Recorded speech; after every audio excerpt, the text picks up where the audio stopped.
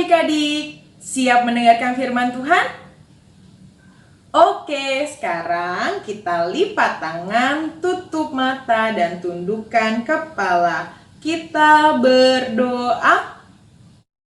Tuhan yang baik, yang selalu mengasihi kami, terima kasih atas berkat yang boleh kami terima dalam kehidupan kami. Sebentar lagi kami mau mendengarkan firman Tuhan. Kiranya kami bisa belajar untuk tahu dan melakukan kehendak Tuhan dalam kehidupan kami, sehingga kami menjadi anak-anak yang berkenan di hadapan Tuhan. Ampuni setiap kesalahan kami dan layakkanlah kami. Terima kasih Tuhan. Amin. Firman Tuhan untuk minggu ini diambil dari Yohanes 6 ayat 28 sampai 35. Kita baca bersama-sama ya.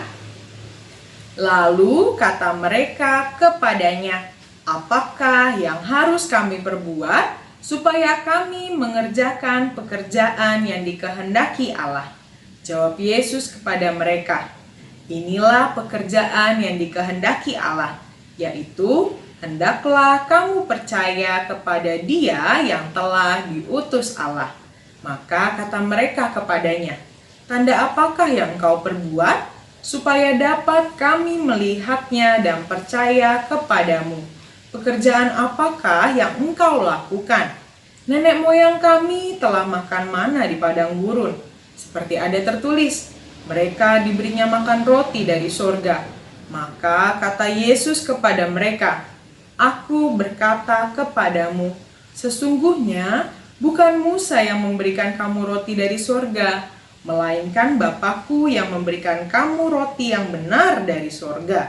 Karena roti yang dari Allah ialah roti yang turun dari sorga dan yang memberi hidup kepada dunia." Maka kata mereka kepadanya, "Tuhan, berikanlah kami roti itu senantiasa." Kata Yesus kepada mereka, "Akulah roti hidup. Barang siapa datang kepadaku, ia tidak akan lapar lagi. Dan barang siapa percaya kepadaku, ia tidak akan haus lagi." Demikian firman Tuhan. Sekarang kakak mau menunjukkan suatu video yang bisa membantu kita untuk semakin mengerti kira-kira apa ya maksud Tuhan dalam firman ini. Yuk kita saksikan bersama. Saat itu banyak sekali orang yang mencari Yesus, dan akhirnya mereka menemukan Yesus di Kapernaum. Peristiwa ini terjadi setelah Yesus memberi makan 5.000 orang hanya dengan 5 roti dan 2 ikan. Kenapa banyak yang mencari Yesus? Ternyata bukan karena percaya atau mengasihi Yesus, tetapi mereka hanya ingin melihat mujizat-mujizat yang Yesus lakukan. Kata Yesus kepada mereka, "Bekerjalah bukan untuk roti yang dapat binasa, melainkan yang bertahan sampai kepada hidup yang kekal." Roti yang kekal? Orang banyak itu bertanya-tanya, "Lalu, apa yang harus kami perbuat untuk mendapatkan roti itu?" Jawab Yesus, "Percayalah kepada Dia yang telah diutus oleh Allah." Mereka tidak puas dan bertanya lagi, "Apa tandanya kalau engkau adalah Dia yang diutus Allah?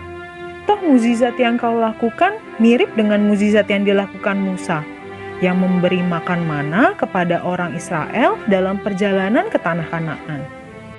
Jawab Yesus, "Bukan Musa yang memberikan mana, melainkan Bapakku. Dan sekarang Bapakku telah mengutus roti hidup ke tengah-tengah kalian." Kata orang banyak itu, "Tuhan, berikanlah kami roti itu." Yesus berkata, "Akulah roti hidup. Barang siapa datang kepadaku, ia tidak akan lapar lagi. Dan barang siapa percaya kepadaku, ia tidak akan haus lagi." Demikian cerita firman Tuhan. Yuk kita dengar penjelasannya dari kakak guru sekolah minggu. Kakak akan mulai menjelaskan firman Tuhan dengan sebuah gambar. Ada yang bisa menebak cerita gambar ini? Iya, ini gambar 5 roti dan 2 ikan, di mana Tuhan Yesus berkati untuk memberi makan lebih dari 5.000 orang. Dan sisa berapa adik-adik? Betul sekali, 12 keranjang. Setelah mukjizat ini, banyak orang yang mencari Yesus dan akhirnya mereka menemukan Yesus di Kapernaum. Adik-adik tahu tidak, kenapa ya banyak yang mencari Yesus? Ternyata motivasi atau alasan orang banyak mengikuti Yesus berbeda-beda. Ada yang percaya dan tulus mengasihi Yesus sebagai Tuhan dan Juru Selamat. Ada yang sakit mau minta disembuhkan. Ada yang lapar mau minta makan. Dan ada juga yang mau mencari Yesus untuk melihat mujizat-mujizatnya saja karena luar biasa dan tidak masuk akal manusia. Nah, adik-adik, kemudian Yesus menegur orang banyak yang mau mencari Yesus hanya untuk kepentingan jasmani. Kita lihat di Yohanes 6 ayat 27, Yesus berkata, "Bekerjalah bukan untuk makanan yang akan dapat binasa, melainkan untuk makanan yang bertahan sampai kepada hidup yang kekal, yang akan diberikan Anak Manusia kepadamu, sebab dialah yang disahkan oleh Bapa Allah dengan materainya." Firman minggu ini mengajarkan kita bahwa ada yang lebih penting dari kebutuhan jasmani, karena tubuh jasmani itu sangat terbatas. Manusia bisa saja sakit dan akhirnya meninggal. Sehingga sesuai dengan perkataan Yesus, kita harus bekerja tidak hanya untuk kebutuhan jasmani, tetapi juga kebutuhan rohani kita atau untuk kehidupan kekal. Namun karena manusia sudah jatuh ke dalam dosa, maka manusia tidak dapat menyelamatkan dirinya sendiri. Syukurlah Allah mengutus Yesus untuk menebus dosa manusia. Yesus adalah roti hidup, satu-satunya yang dapat memenuhi kebutuhan rohani kita karena pengorbanannya di kayu salib. Nah, adik-adik, tugas kita adalah percaya dengan motivasi yang benar bahwa Yesus adalah roti hidup. Pertanyaannya, bagaimana ya cara percaya dan mengikuti Yesus? Ternyata dengan memberi diri dan melakukan kehendak Allah. Contohnya, kita berdoa, bersyukur, dan membaca Alkitab. Kita juga berusaha menjadi anak-anak yang taat dan membantu orang tua. Kalau di rumah, kakak mencuci piring, membersihkan kamar, dan menjemur pakaian. Bagaimana dengan adik-adik? Wah, hebat, ada yang sama dengan kakak, ada juga yang menyapu, ada yang menjaga adik atau membantu mama jualan. Itu semua hal-hal yang baik untuk dilakukan. Selain itu, dengan belajar yang rajin dan tidak mencontek, kita juga sudah menunjukkan bahwa kita adalah pengikut Yesus. Ternyata banyak ya hal-hal yang baik yang bisa kita lakukan sebagai bentuk bahwa kita percaya dan juga mengikut Yesus. Nah, adik-adik, sekarang kakak mau bercerita tentang Didi dan Dudu.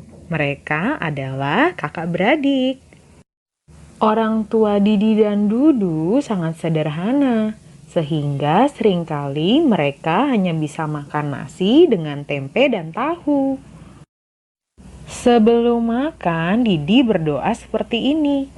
Tuhan yang baik, terima kasih atas berkat-Mu. Berkati Mama dan Papa yang sudah bekerja untuk menyediakan makanan ini. Amin. Berbeda dengan Didi, Dudu berdoa seperti ini. Tuhan, Dudu mau makan enak. Masa makannya tahu tempe lagi? Dudu mau makan ayam goreng. Tuhan buat Mama Papa Dudu kaya ya. Amin. Nah, adik-adik, kira-kira dari sikap Didi dan Dudu, siapa yang sudah menerima Yesus sebagai roti hidup? Ada yang bisa jawab? Iya, betul sekali. Jawabannya adalah Didi. Dengan menerima Yesus sebagai roti hidup, kita bisa melihat sikap Didi yang selalu bersyukur, sopan, dan tidak memaksakan kehendak. Lain hal dengan Dudu. Dalam doanya, Dudu tidak bersyukur dan memaksakan kehendak sambil marah-marah. Jangan ditiru ya adik-adik. Sebelum menyelesaikan penjelasan firman Tuhan, kita review dulu ya pelajaran hari ini. Yang pertama, kita belajar bahwa umur manusia itu terbatas, sehingga ada yang lebih penting dari sekedar memenuhi kebutuhan jasmani. Yang kedua, kita belajar sama seperti kebutuhan jasmani. Jiwa kita bisa mati kalau tidak diberi makan. Dan hanya Yesus yang sudah berkorban di kayu salib yang bisa memenuhi kebutuhan rohani kita. Karena sejak manusia jatuh ke dalam dosa, kita tidak bisa menyelamatkan diri kita sendiri. Yang ketiga, kita belajar satu-satunya cara untuk mendapatkan hidup yang kekal adalah dengan percaya bahwa Yesus itulah roti hidup dan mau mengikuti Yesus dengan motivasi yang benar. Terakhir, yang keempat, mari belajar bersikap yang baik seperti Didi sebagai wujud nyata bahwa kita percaya Yesus itulah roti hidup kita. Demikian penjelasan firman Tuhan. Terima kasih. Tuhan memberkati. Sebelum berdoa, kakak mau mengajak adik-adik untuk bernyanyi dan merenungkan suatu lagu. Lirik lagu ini diambil dari pernyataan iman satu keluarga di India dan telah diterjemahkan ke berbagai bahasa. Kita simak yuk sejarah dari lagu ini. Pertengahan abad ke-19 atau sekitar 150 tahun yang lalu, misionaris dari Wales memberitakan Injil ke suku Garo di pedalaman Assam, India. Suku Garo terkenal kejam, bahkan mereka dikenal sebagai suku yang memajang tengkorak musuhnya di langit-langit rumah. Bertahun-tahun misionaris memberitakan firman Tuhan di sana. Akhirnya ada satu keluarga yang memberi diri percaya kepada Yesus dan membantu para misionaris memberitakan Yesus Sang Juru Selamat kepada penduduk desanya. Tetapi kepala suku tidak menyukai pertobatan keluarga tersebut dan mereka diancam untuk dibunuh jika tidak meninggalkan Yesus. Hal ini dilakukan agar penduduk desa lain jadi takut untuk percaya kepada Yesus.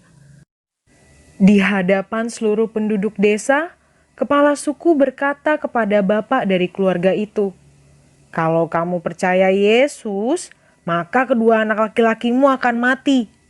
Bapak ini sangat menyayangi anak-anaknya, tetapi ia tahu keselamatan jiwa mereka jauh lebih penting dibandingkan hidup yang sementara di dunia. Ia berkata, "Mengikut Yesus keputusanku, ku tak ingkar." Ia tetap mengikut Yesus meskipun anak laki-lakinya harus meninggal di panah.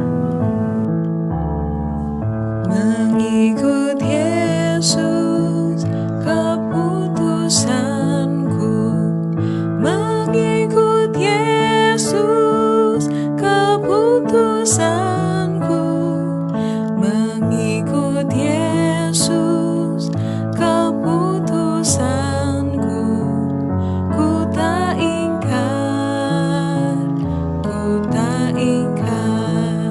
Kemudian kepala suku berkata lagi, "Kuberi kau satu kesempatan. Kali ini, kalau kau percaya Yesus, maka istrimu yang akan mati." Bapak ini juga sangat menyayangi istrinya dan sangat sedih. Namun ia tidak bisa mengingkari kasih Yesus yang menyelamatkan umat manusia di kayu salib. Ia berkata, "Walau sendiri, ku ikut Yesus, ku tak ingkar." Walau sendiri, ku ikut Yesus. Walau sendiri, ku ikut Yesus. Walau sendiri, ku ikut Yesus. Ku tak ingkar, ku tak ingkar. "Ini kesempatan terakhir ya," kata kepala suku. "Kalau kau tetap mengikut Yesus, kau akan seperti anak-anak dan istrimu." Bapak menatap langit, menunjukkan kepasrahan kepada Tuhan. Ia berkata, "Dunia di belakang, salib di depan, ku tak ingkar." Dunia di belakang, salib di depan, dunia di belakang, salib di depan, dunia di belakang, salib di depan. Ku tak ingkar, ku tak ingkar. Ceritanya sedih ya adik-adik. Tapi kematian keluarga ini tidak sia-sia. Karena banyak penduduk desa yang akhirnya percaya kepada Yesus setelah melihat kesungguhan mereka mengikuti Yesus. Dan adik-adik tahu, kepala suku pun memberi diri untuk bertobat dan menjadi pengikut Yesus. Mari belajar setia untuk mengikuti Yesus. Jangan ingkari kasih-Nya. Jangan tukar anugerah hidup yang kekal dengan apapun yang bersifat sementara di dunia.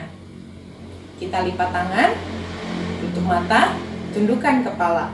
Kita berdoa. Tuhan yang baik, kami sudah belajar bahwa Yesuslah roti hidup kami.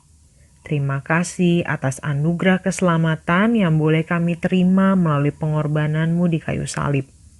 Ajar kami untuk mau percaya dan mengikut Yesus dengan motivasi yang benar. Bimbinglah kami menjadi anak-anak yang taat dan setia di hadapan-Mu. Dan berilah kami kekuatan untuk melakukan hal-hal yang baik sebagai wujud nyata bahwa kami percaya dan mau mengikut Yesus. Terima kasih Tuhan. Amin.